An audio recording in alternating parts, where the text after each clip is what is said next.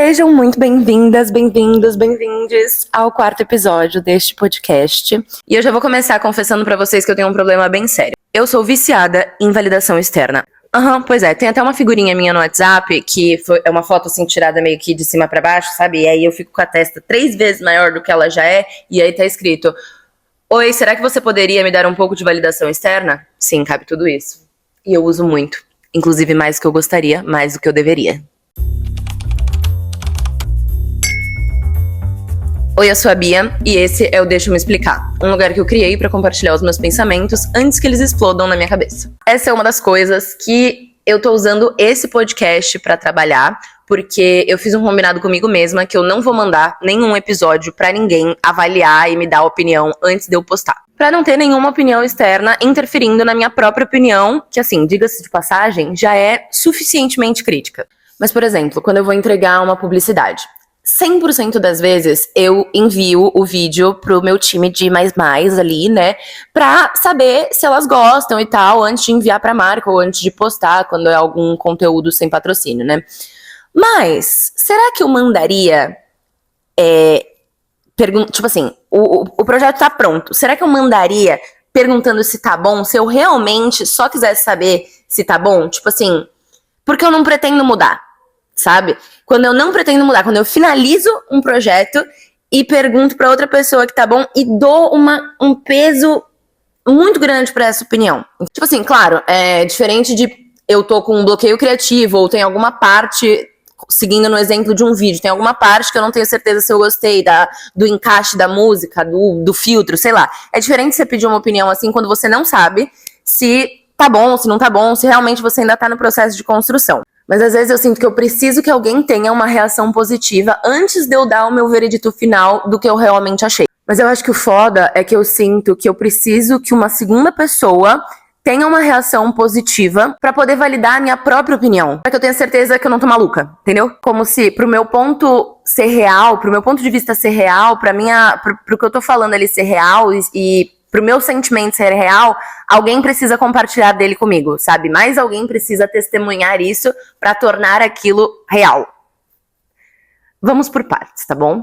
Ai, muitos devaneios estão por vir nesse episódio, tá? Espero que vocês interajam bastante e que não fique muito delulu das ideias, assim. Mas, vamos lá. Vamos aos exemplos.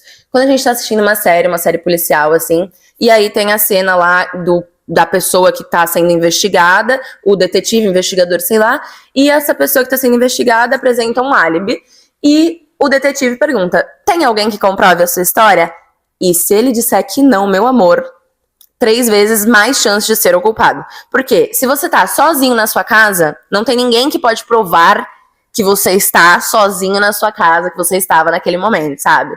Então, tipo assim, é passível de dúvida, teoricamente, quando a gente tá falando de ações. Porque esse é o tipo de coisa que não tem como provar. Mas assim, claro que esse foi um exemplo superficial, porque nesse caso a pessoa teria que se provar perante a lei, etc e tal, né? Mas e quando a gente precisa se provar pra nós mesmas? E não existem testemunhas. Porque tem coisas que só a gente vai saber. Que ninguém vai poder falar se é verdade ou se é mentira. E aí que tá o babado. O único jeito da gente se provar pra si mesma é se conhecendo. Só que quando a gente não se conhece, a gente vai atrás dessa busca de validação externa, entendeu? Pois é, autocrítica. Mas o ponto é que muitas vezes a gente vai procurar essa validação e não recebe isso de volta. A gente não só não recebe a validação, como a pessoa com a qual a gente foi buscar a validação caga na nossa cabeça e faz a gente duvidar do que a gente já sabe, porque a gente foi procurar uma resposta externa pra algo que é interno, algo que você deveria estar procurando dentro de você. Um exemplo disso, né, pra gente entrar um pouco mais no tema do que o exemplo que eu dei sobre o crime, são os sonhos. Sonho de deitar na cama e dormir e sonhar, sabe? Ninguém vai poder confirmar os seus sonhos. Ninguém vai ter a experiência de ter vivido os seus sonhos, de ter experienciado aquele sonho, sabe? Quando você acorda e você conta um sonho pra alguém, não tem como a pessoa saber se é verdade ou se é mentira. Você é a única pessoa no planeta que sabe exatamente, às vezes nem sabe, né, porque não lembra, mas enfim, mas exemplo, né? É uma coisa que não tem como você provar. Não tem como você provar. Inclusive, a gente se aproveita muito, muito disso, né? Quantas vezes você já não mandou pra um ficante: oi, sonhei com você, porque você estava cansada do oi, sumido, e na verdade você não tinha sonhado e só queria puxar o assunto. Nenhuma experiência individual. Mas o problema começa a surgir quando a gente coloca essa expectativa de validação como se fosse um viés de confirmação que se sobrepõe ao nosso próprio autoconhecimento. E é nesse ponto que a gente começa a duvidar dos nossos instintos, dos nossos saberes, das nossas intuições, das coisas que a gente sabe, mas não pode provar. Indo para um lado um pouco mais problemático da coisa, tem a questão do gaslighting, né? Se você não sabe o que é gaslighting, esse termo vem de uma peça de teatro, se não me engano, não vou saber as especificações, posso deixar aqui na descrição, mas eu já conhecia esse termo, já tinha visto explicações sobre isso e também li sobre isso no livro da Marcela Ceribelli, acho que foi nos Sintomas, que é o segundo livro dela. Mas basicamente é uma peça de teatro em que é um casal, marido e mulher, e o marido começa a diminuir a intensidade da luz da casa que eles moram, e a mulher começa a estranhar, perceber que tem alguma coisa diferente, que a luz está mais baixa, enfim, começa a questionar isso, pergunta pra ele: você percebeu que a luz tá mais baixa e tal? E ele fica: não tá mais baixa não, isso é coisa da sua cabeça. Não. E ele tá fazendo isso sim, ele é um filho da puta. Então existe essa possibilidade da pessoa ser uma filha da puta, né? De fazer uma manipulação realmente com a sua cabeça. Então a pessoa te manipula pra basicamente tirar algum tipo de vantagem dali. Eu não sei que tipo de vantagem o marido da peça tava tirando, diminuindo as luzes, né? Eu não sei se ele tava querendo fazer a mulher pensar que tava louca em outras esferas da vida e tal, mas enfim. Acho que um exemplo prático de gaslighting que a gente vê muito nos relacionamentos, de qualquer tipo de relacionamento, eu consigo pensar em pelo menos 4 tipos de relacionamento, que eu já escutei uma frase dessas, que é aquela frase típica, que é: nossa, olha o que você me fez fazer. Olha o que você me fez fazer. Não, calma. Você sabe que você, não importa o que você fizesse, você não consegue controlar as atitudes de outra pessoa.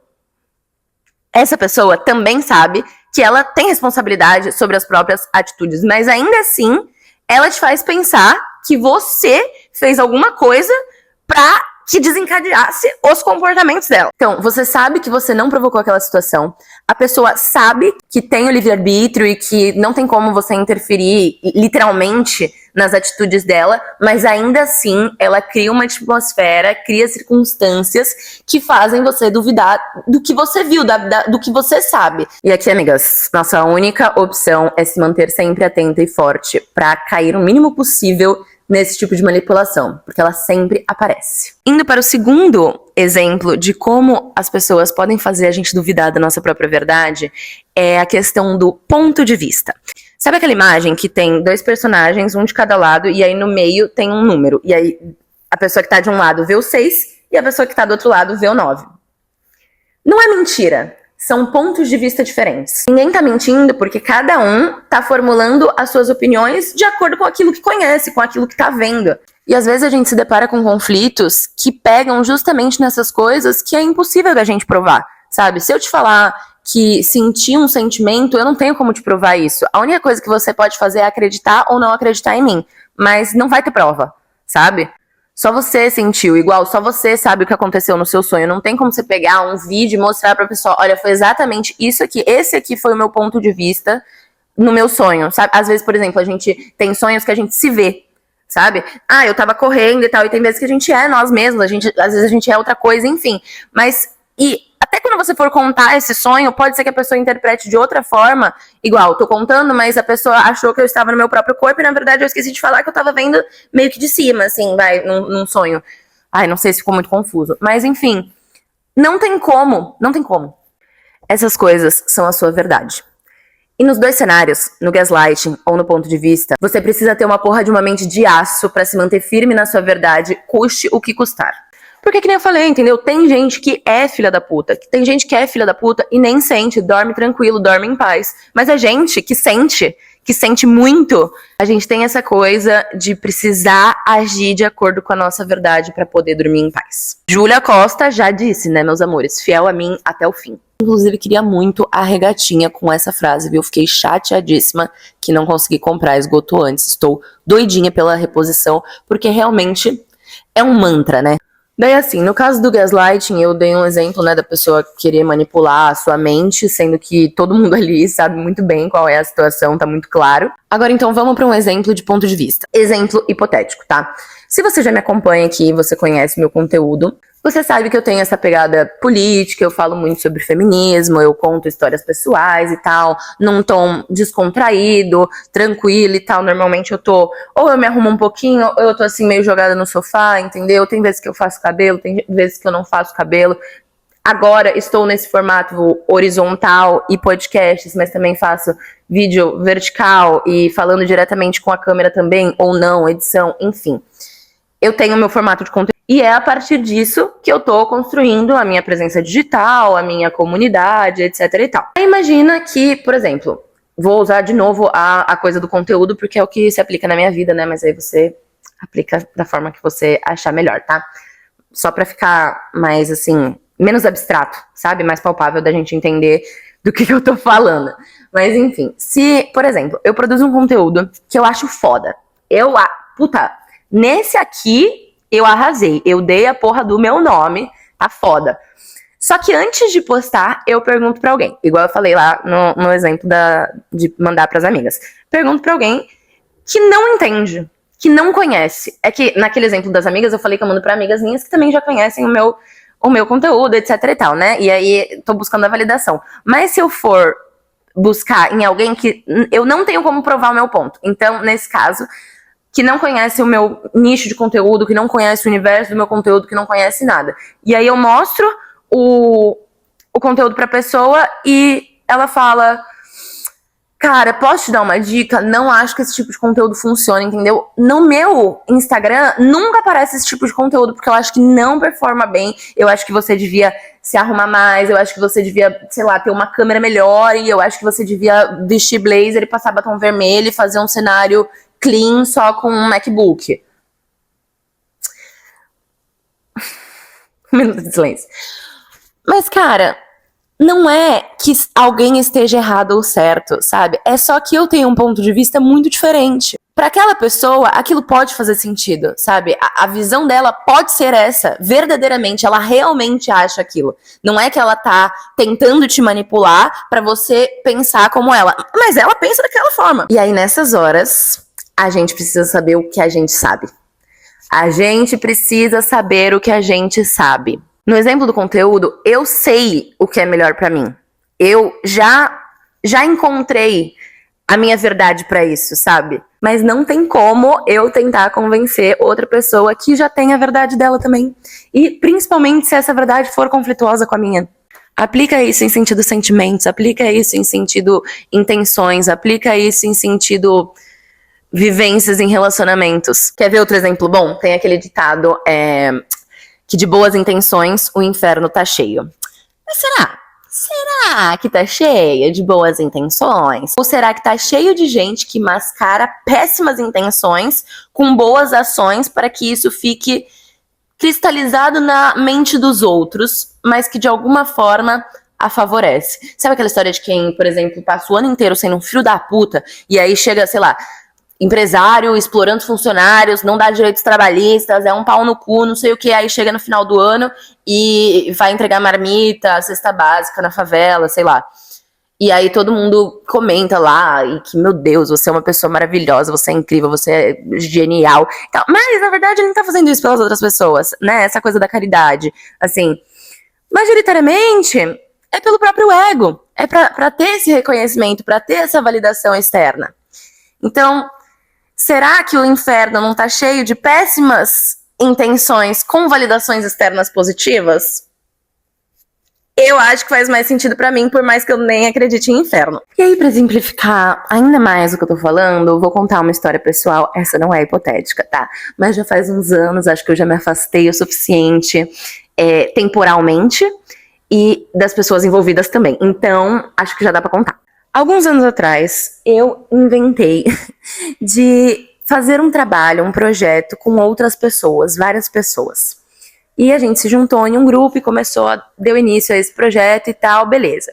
Só que com esse projeto, eu trouxe meus projetos pessoais para dentro dele. Então, coisas que eu já estava fazendo sozinha, eu trouxe para fazer junto com essas pessoas que eu estava começando esse projeto. Beleza.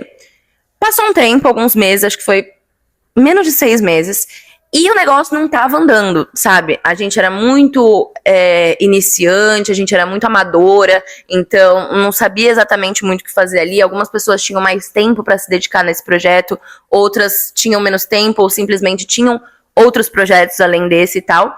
Mas eu estava me dedicando exclusivamente a este projeto, tanto que eu trouxe os meus outros projetos para dentro desse. E aí eu comecei a dividir ali com todo mundo. Passou esse tempo que a gente não estava conseguindo trazer mais clientes, né, para esse projeto, e começaram a me questionar, porque eu estava presente em todos os projetos que estavam sendo desenvolvidos dentro desse maior.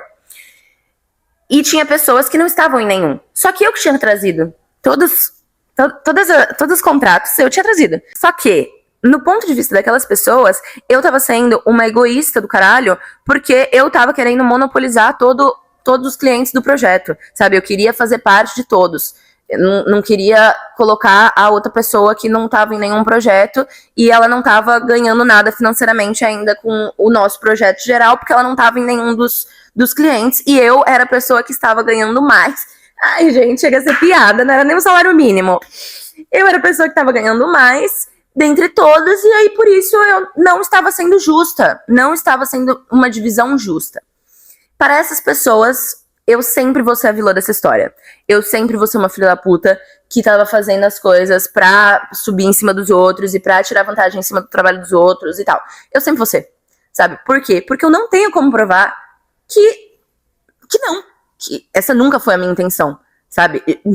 Tipo assim, meu Deus. Cara, eu poderia ter ficado com os meus projetos paralelos, ganhando mais, e tocar o projeto, enfim, paralelamente, em sociedade com essas pessoas, sabe? Mas não, eu quis trazer tudo. Então, pra mim, isso foi um ato de compartilhar o que eu já tinha. E, na verdade, eu só fui entender que todo mundo tinha projetos paralelos um pouco depois também, sabe? Porque eu cheguei até a não aceitar projetos sozinha, porque eu queria que todos os meus projetos estivessem concentrados no que eu estava fazendo com aquelas pessoas. E essas pessoas não estavam tendo o mesmo ponto de vista, sabe? Eles estavam tirando dinheiro de outros lugares, eles estavam fazendo outras coisas, eles estavam se preocupando com outras coisas.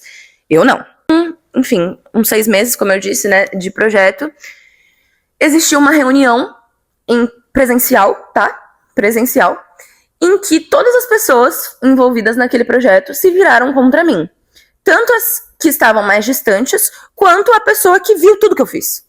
Que sabia exatamente os passos que eu dei, que sabia exatamente o que eu estava pensando e o que eu estava planejando com cada coisa que eu estava fazendo, e sabia muito bem das minhas intenções, que nunca foi de subir em cima de ninguém, muito pelo contrário, que na verdade eu queria agregar todo mundo.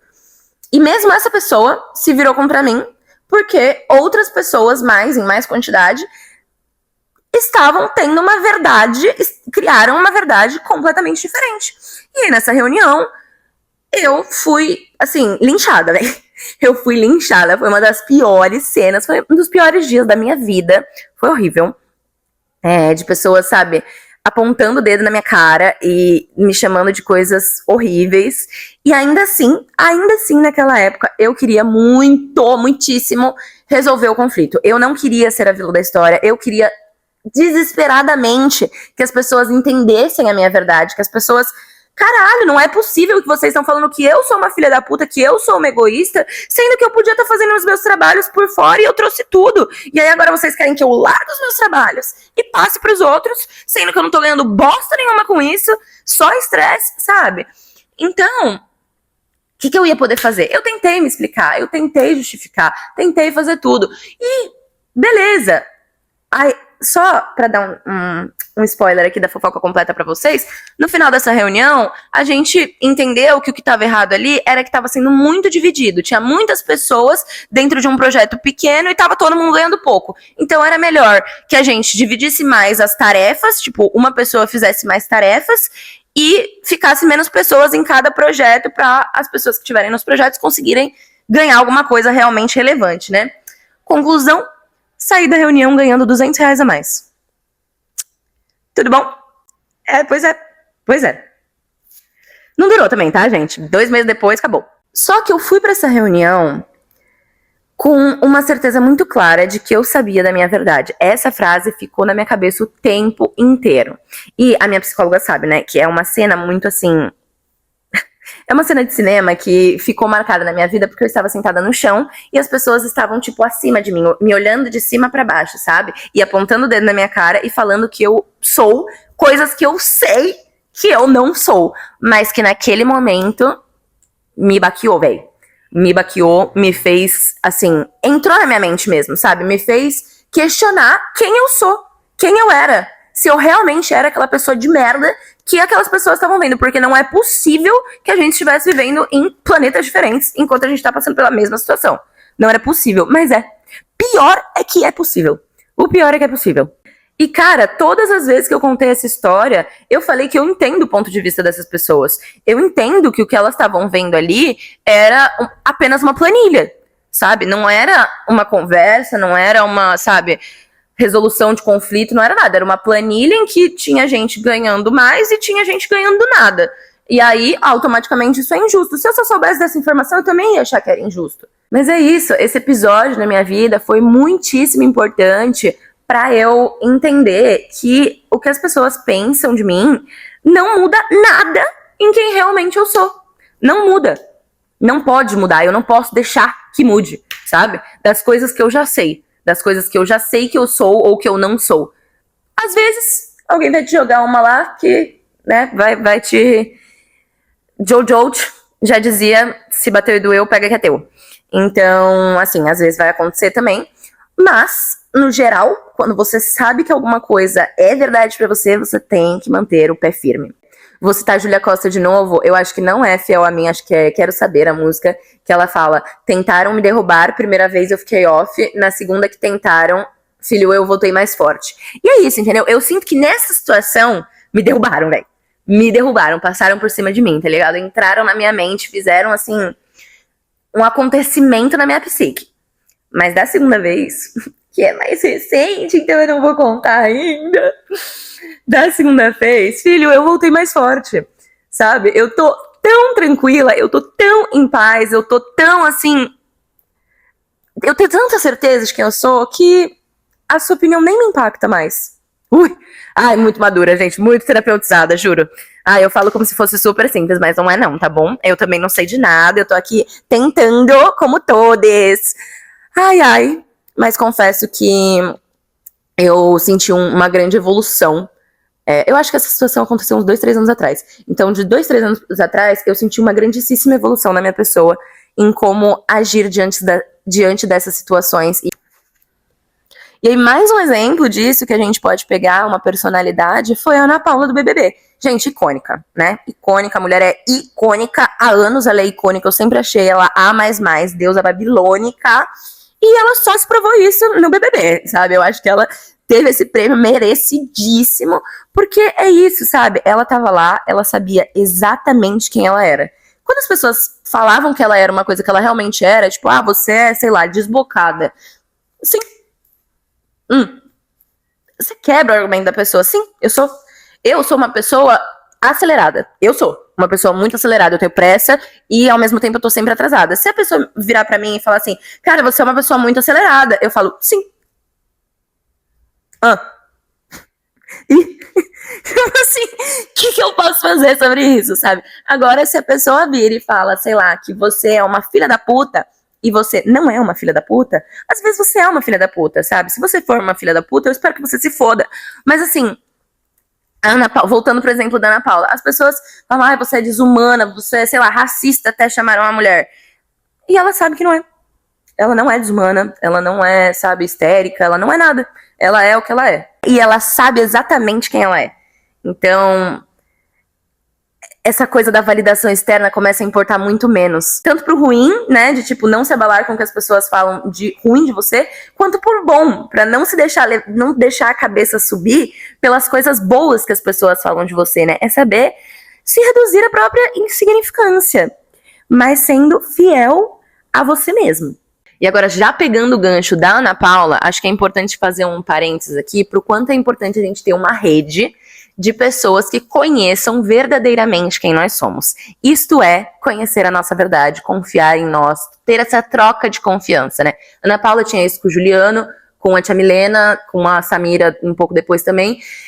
Então, tipo, ela tinha essa rede. Enquanto os adversários dela estavam lá falando que ela era uma filha da puta, que ela era desumana, que ela era isso, ela era aquilo, os aliados dela sabiam que ela não era, sabe? Sabiam que ela não tava ferindo ninguém de maneira grave, sabiam que algumas coisas até afetavam ela, dela chorar, mas ela não chora porque a opinião do outro é isso, ela chora porque a emoção vem, sabe? Porque é desafiador também a gente ter que lidar com pessoas que estão afirmando coisas sobre você que você não pode provar o contrário. Então é um choro meio de desespero também, de cara, não existe uma solução, né? Então você só transborda e deixa isso passar. Acho muito importante que a gente tenha essas pessoas que sejam as nossas testemunhas, sabe? As nossas testemunhas da nossa própria verdade, porque é muito mais fácil da gente voltar pro eixo, da gente se encontrar de novo, da gente saber quem a gente é quando a gente tem uma rede forte puxando, falando, ó, você sabe que você é isso. Enfim, porque você tem uma comunidade, né? Então eu acho que dá uma sensação assim mais de segurança. E existem pessoas que vão estar interessadas em te conhecer verdadeiramente, em, sabe, trocar experiências e confidências e confiança e vulnerabilidade com você. Existem essas pessoas. Mas existem outras pessoas que não vão.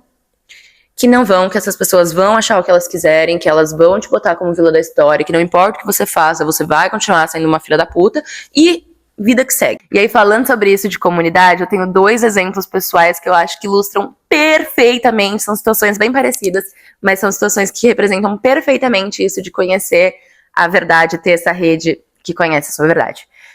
Uma vez eu tive um conflito com uma ex-amiga, enfim, em que ela veio, no discurso dela, assim, jogando na minha cara umas coisas e tal, ela falou, tipo assim, cara, teve uma vez que eu perguntei se eu podia te dar um conselho sobre X situação, e você falou, tipo, pode, mas eu não sei se eu vou seguir. Tipo assim, por que você falou isso, sabe? Eu só tava querendo te ajudar. Pode, mas eu não sei se eu vou seguir. Que soberba, não sei o quê. E eu fiquei de cara. Eu fiquei de cara por algo que eu não podia provar, né? Porque eu sei que eu falo isso, que, cara, não é nada genial. Nossa, posso te dar um conselho? Pode, mas não sei se eu vou seguir. Cara, não é nada genial, é uma frase bem genérica. Mas eu falo sempre. Sempre que alguém fala, ai, posso te ajudar? Ai, não sei se eu vou querer. Ai, eu posso, sei lá, te dar uma dica, igual, te dar uma opinião, te dar um conselho? Não sei se eu vou seguir. Eu sempre falo isso, sempre falo isso. E assim, não tem como eu provar isso pra ela. Falar, não, eu sempre falo isso. Ela fala, não, não é brincadeira. Você falou isso porque você tava sendo prepotente. E aí eu, tipo, não tenho como provar que a minha fala foi um bordão, entre muitas aspas, uma brincadeira comum que eu faço, e não foi prepotência. Só que, aí chegamos na parte da comunidade, quando eu contei sobre essa situação pro meu irmão, eu não precisei nem chegar na parte de falar que eu sempre falo isso. Porque quando eu falei pra ele que ela jogou na minha cara que eu falei isso, ele já começou a cascar o bico e falar, mano, você sempre fala isso. Tipo assim, isso é um bordão seu, sabe? Tipo, caralho, não faz sentido nenhum. E eu fiquei, pois é. Pois é. Entendeu? Outra situação que aconteceu também com outra amiga que, cara, não tem como, mas o Matheus é meu namorado, né?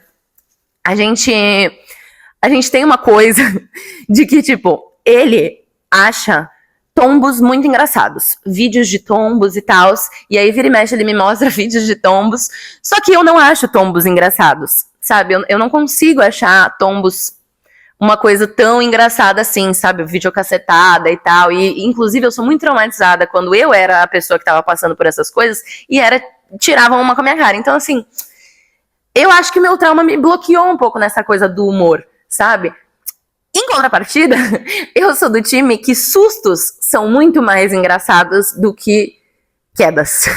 E aí eu fico mostrando vídeos de sustos pra ele, e quando ele me mostra os vídeos de queda, eu fico. E quando eu mostro os vídeos de susto, ele fica. E a gente tem essa discussão se sustos ou tombos são mais engraçados, e o meu lado é sustos. E aí eu tive outra discussão com outra pessoa que reclamou do fato de eu ter brincado, ela caiu, a pessoa caiu, E em algum momento de descontração, assim, eu soltei a frase, tipo, queria ter visto pra dar risada. Só que foi muito numa situação de descontração, sabe? Foi muito num sentido de, tipo assim, vamos quebrar o gelo, né? Não foi nada demais, tá tudo bem, passou, pronto, podemos dar risada disso? Uma coisa meio assim. E aí, essa pessoa veio brigar comigo, entre outras coisas, citou isso, tipo, cara, fiquei muito puta, porque quando eu caí, você falou que queria ter visto pra rir. Sendo que, tipo, eu nem queria ter visto pra rir, porque provavelmente eu nem ia rir, porque eu nem acho tombo engraçado, sabe? Mas como é que eu vou provar que eu não acho tombo engraçado? Não tem como eu provar, não tem como eu provar, não tem como eu provar. E aí uma coisa que eu gosto de pensar também em relação a isso é fazer uma analogia de, tipo assim, todo mundo fala que a gente tem que ser o protagonista da nossa própria história. E sim, temos que ser o protagonista da nossa própria história, porque com o tempo os cenários mudam, o elenco muda e você permanece. Então você é o protagonista. Mas a gente precisa lembrar também que nós somos os únicos espectadores que estão vendo todas as cenas. Que estão vendo coisas que nem estão nas cenas. Que estão percebendo as entrelinhas da substancialidade de quem você é. Nem sei se substancialidade é uma palavra, acabei de inventar aqui, mas entende? Da subjetividade, talvez seja isso que eu quisesse. Era isso que eu queria falar. Enfim, sendo minha espectadora, eu sei que aquilo é um bordão, sabe? Eu sei que eu não acho tombo engraçado. Mas não tem mais ninguém assistindo a minha vida na íntegra, tal qual eu mesma. Sabe? Mesmo que eu tenha as minhas testemunhas e que seja muito importante, tipo, a gente tem que ter noção de que a única pessoa que tá acompanhando todas as temporadas, sem pular, sem nada, sem escolher partes preferidas, é você mesma. Tem um vídeo meu que eu postei recentemente que eu começo falando justamente isso, que existe um abismo gigantesco entre você se abrir e você se explicar.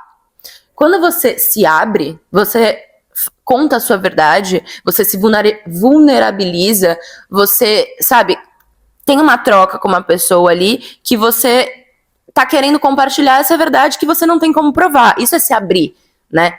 Só que quando você tenta se explicar, é quando aquela pessoa está duvidando disso, que você não tem como provar, e você continua não tendo como provar. E aí você fica tentando se explicar, você tenta, sabe, colocar seus pontos, as suas intenções, seus pensamentos, só que você não tem como provar que você pensou aquilo e que a sua intenção foi essa e que não tem como provar. E aí, meu amor, aí vai de você decidir quem são os seus, quem são as suas testemunhas, sabe?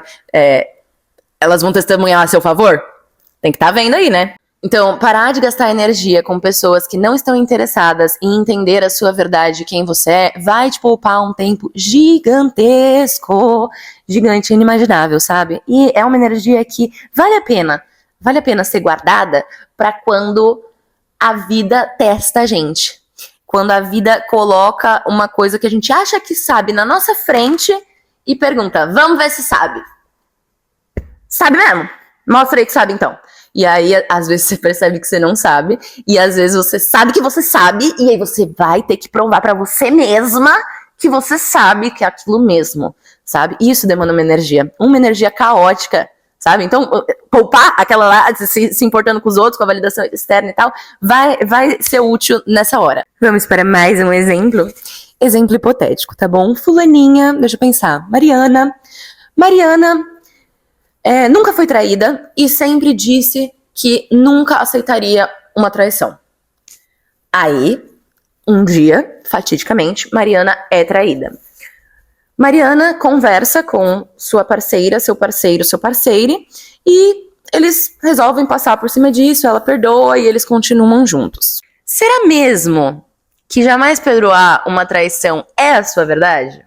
Porque talvez você descubra que não é, sabe? Tá tudo bem também, tá liberado de ser hipócrita, sabe? Talvez você descubra que, sei lá, um relacionamento aberto funciona pra mim, ou, sei lá, eu não sei, sabe? Dei esse exemplo de traição, mas enfim, você tem quando você tá na situação, você sempre fala que você agiria de tal forma em tal situação. Só que você não tem como ter certeza até você passar por essa situação, né? Mas aí, vamos lá. Mariana passou pela situação, resolveu continuar, beleza? Só que percebeu que não rolou. Não rolou, ela realmente guarda muito ressentimento, ela não consegue mais confiar nessa pessoa, toda vez que eles brigam, ela joga isso na cara, não rolou. Terminou. Anos depois, Mariana está em outro relacionamento e é traída novamente. Nessa hora é a hora que você tem que honrar as suas verdades. Porque não adianta você saber a sua verdade, os seus limites, os seus sentimentos, se você não tiver o culhão, não gosto dessa palavra, se você não tiver os ovários prontos pra encarar isso, sabe? Assim, fortes e dispostos, porque essa energia você vai ter que gastar. Essa energia é literalmente a sua energia vital. É o que te mantém, é o que te faz ser você. E aí você precisa manter isso vivo, manter isso em pé. Então, por exemplo, seguindo nessa mesma linha de raciocínio da traição, sabe? Eu também já postei um vídeo sobre isso faz um tempinho, acho que 1 ano mais ou menos. Mas tem uma analogia que eu gosto em relação a isso, que é assim. Quando um pássaro monta um ninho num galho de uma árvore, ele não tem a pretensão de que aquele galho não quebre. Ele tem a confiança. Ele escolheu um galho que ele considera que vai ser forte, que vai aguentar os pintinhos lá, que ele vai parir, os passarinhos, enfim. E ele escolhe aquele galho. Não depende do pássaro se o galho vai cair, se o galho vai quebrar, se uma chuva vai derrubar, se o vento vai levar. Não depende dele, sabe? Mas ainda assim, ele confia naquele galho, escolhe aquele galho, constrói um ninho naquele galho. E caso aquele galho quebre, ele não tem medo, porque ele voa. Ele voa, ele vai para outro galho. Ele, sabe? Ele segue a vida. Então, ser consciente dessas coisas que eu tô falando, dos seus limites, das suas vontades, dos seus desejos, das suas verdades, não te livra de cair em algumas armadilhas e desencontros. E sim, claro, ter repertório é bom, é importante, é fundamental nesse processo, mas não dispensa essa disposição de fazer o que for necessário para que ninguém passe por cima disso. Que é essa disposição de voar, sabe? De não se entregar, de não cair junto com o galho. Você sabe que você tem as suas asas e que você pode voar. Então, não tem por que você se preocupar caso o galho caia, porque caso o galho caia, você voa. E agora, saindo um pouco dessa analogia de traição e tal, e voltando pra questão relacionamentos em geral, qualquer tipo de relacionamento, quando você sabe o que você precisa, confia fielmente no que você sabe, o medo que você tem dos outros não honrarem a sua verdade, sai desse lugar de validação externa e vai pra um lugar mais de auto-amor. Você honra isso quando para de ter medo que outras pessoas não honrem. Você se valida porque você sabe que não tem como você se provar pra outra pessoa. Você só tem como se provar pra você mesmo. Então, eu acho que uma frase que resume bastante tudo isso que eu falei agora de final é assim: eu não tenho medo que você não mude e eu seja obrigada a lidar com você passando por cima dos meus limites pra sempre. Eu tenho medo de que você não mude e eu preciso usar essa disposição pra ir embora. Porque é o que eu faria. Porque eu sou muito fiel às coisas que eu acredito, à minha verdade, sabe? Então, assim, se eu quiser muito que a nossa relação continue, eu vou te comunicar os meus incômodos, os meus inegociáveis e tudo mais.